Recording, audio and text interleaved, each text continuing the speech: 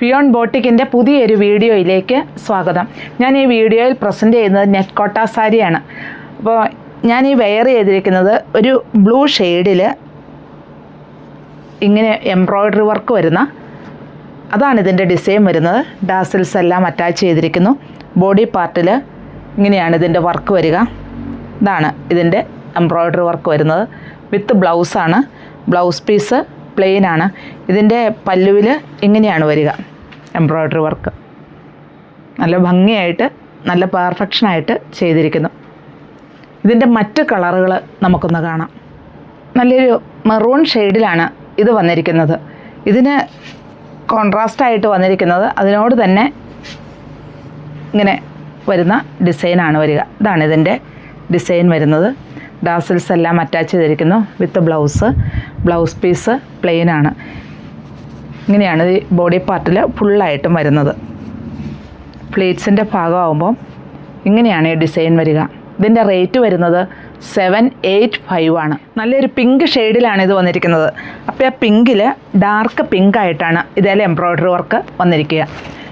ഇതാണ് ഇതിൻ്റെ body part വരിക. ബോഡി പാർട്ടിൽ ഫുള്ളായിട്ടും തന്നെ ഈ ഡിസൈൻ വരുന്നുണ്ട്. ലോവർ പാർട്ടിൽ തിക്കായിട്ടും വരുന്നുണ്ട്. ഇങ്ങനെയാണ് ഇതിൻ്റെ ബോഡി പാർട്ട് വരിക. ഇത് ഡെയിലി വെയർ ആയിട്ട് നമുക്ക് യൂസ് ചെയ്യാവുന്ന ഒരു മെറ്റീരിയലാണ്. വാഷബിളാണ്. നെറ്റ് കോട്ടയാണ് മെറ്റീരിയൽ. ഇതാണ് ഇതിൻ്റെ പല്ലു വരിക. ഇങ്ങനെയാണ് ഇതിൻ്റെ ഡിസൈൻ വരിക. വിത്ത് ബ്ലൗസ് പീസ് പ്ലെയിൻ ആണ്. ഇതാണ് ഇതിൻ്റെ മെറ്റീരിയൽ. ഡാസിൽസ് എല്ലാം അറ്റാച്ച് ചെയ്തിരിക്കുന്നു. വളരെ സോഫ്റ്റ് ആയിട്ടുള്ള മെറ്റീരിയലാണ്. നമുക്ക് വെയർ ചെയ്യാനൊക്കെ എളുപ്പമാണ്. റേറ്റ് വരുന്നത് 785 ആണ്. ഒരു ഡാർക്ക് വൈൻ ഷെയ്ഡിലാണ് ഈ സാരി വന്നിരിക്കുന്നത്. ഇതിലും അതിനോട് കോൺട്രാസ്റ്റായിട്ട് വന്നിരിക്കുന്ന എംബ്രോയ്ഡറി വർക്കാണ് വന്നിരിക്കുന്നത്. ബോഡി പാർട്ടിൽ ഇങ്ങനെയാണ് ഈ ഡിസൈൻ വരിക.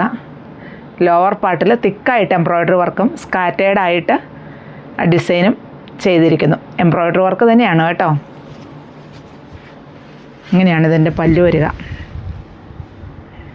ഡാസിൽസ് അറ്റാച്ച് ചെയ്തിരിക്കുന്നു. വിത്ത് ബ്ലൗസ് പീസ് പ്ലെയിൻ ആയിട്ട് വരുന്നു. ഇതിൻ്റെ റേറ്റ് വരുന്നത് 785. ഒരു ഒണിയൻ പിങ്ക് ഷെയ്ഡിലാണ് ഈ സാരി വന്നിരിക്കുന്നത്. ആ ഒണിയൻ പിങ്കിൻ്റെ തന്നെ ഒരു സ്വല്പോടെ പിങ്കായിട്ട് തന്നെയുള്ള എംബ്രോയ്ഡറി വർക്കാണ് ഇതിൽ വരിക. ഇങ്ങനെയാണ് ഇതിൻ്റെ ബോഡി ഫുള്ളായിട്ടും വരുന്നത്. ഇങ്ങോട്ടും തിക്കായിട്ട് ലോവർ പാർട്ടിൽ ആ എംബ്രോയ്ഡറി വർക്ക് വരുന്നു.